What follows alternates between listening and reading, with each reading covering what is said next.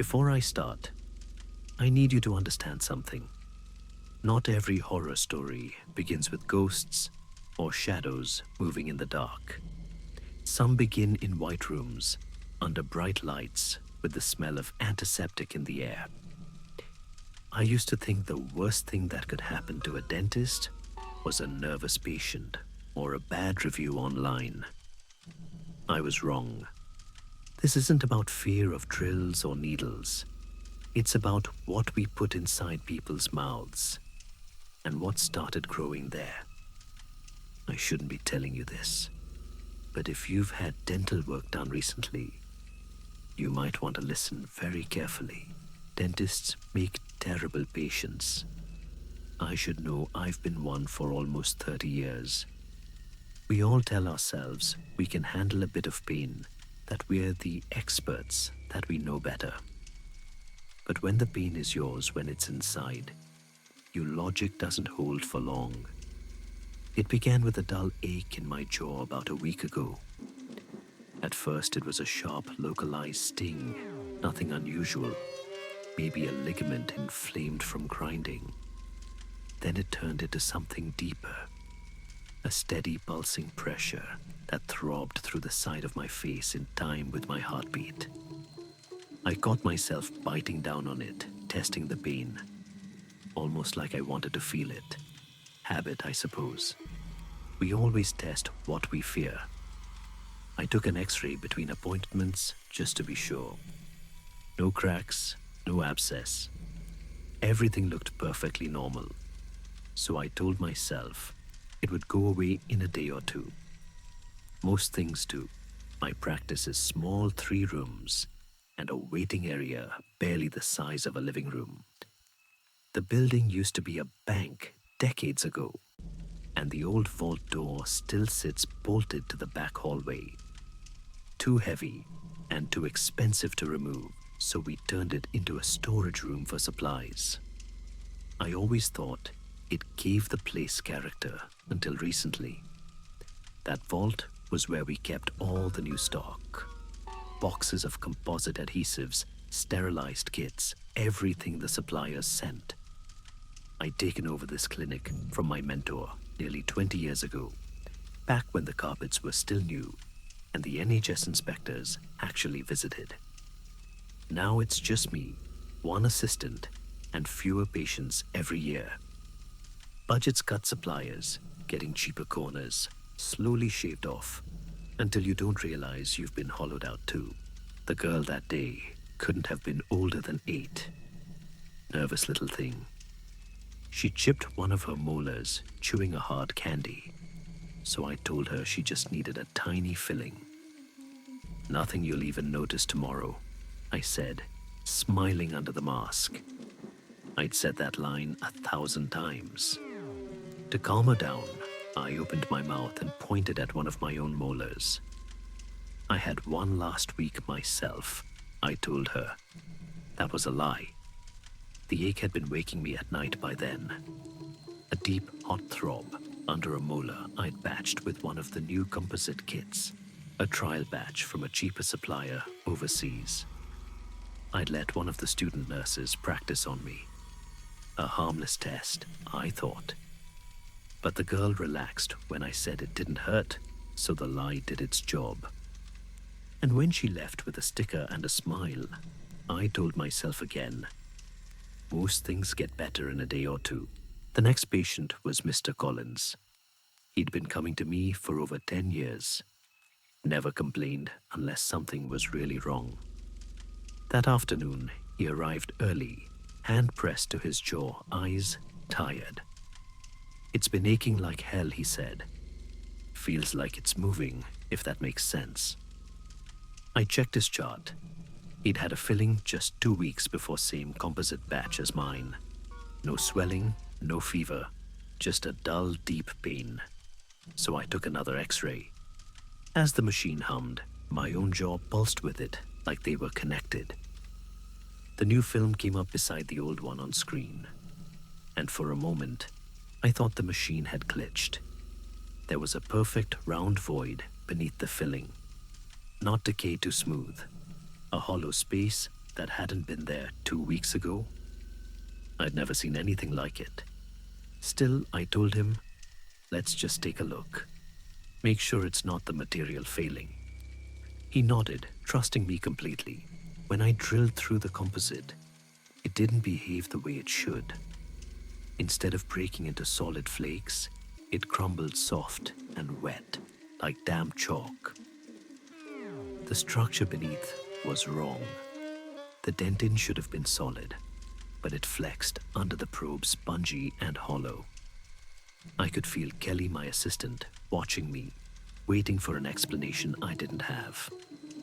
We irrigated, suctioned, cleaned. The deeper I went, the more it fell apart, until it felt like I was drilling through an eggshell. I stopped before the root. There was nothing left to hold a shape.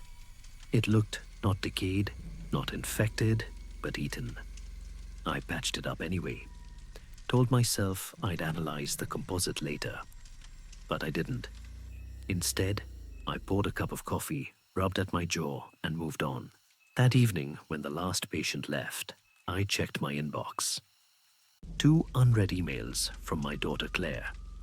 She's in her 20s, traveling through Europe, always too independent for her own good. The first email was lighthearted. Hey Dad, I finally used the stuff you sent. Figured you'd get a kick out of this. I did my own filling in front of a mirror with that composite kit.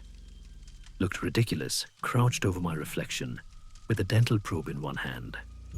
Not perfect, but it's holding. Thought you'd be proud. I smiled despite myself. But the second email sent just a few hours later wasn't as cheerful.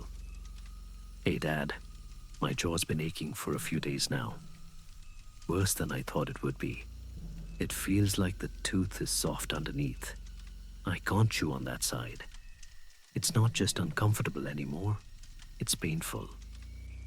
Do you think this is normal? As I read her words, my own jaw throbbed hard enough to make me wince. I pressed my tongue against the molar. It shifted. Just a fraction, but I felt it. Panic does strange things to rational people. I opened every record, every invoice. Collins, the little girl, Mrs. Graham. All had fillings from the same shipment, the same batch, the same one I'd sent to my daughter. My stomach tightened.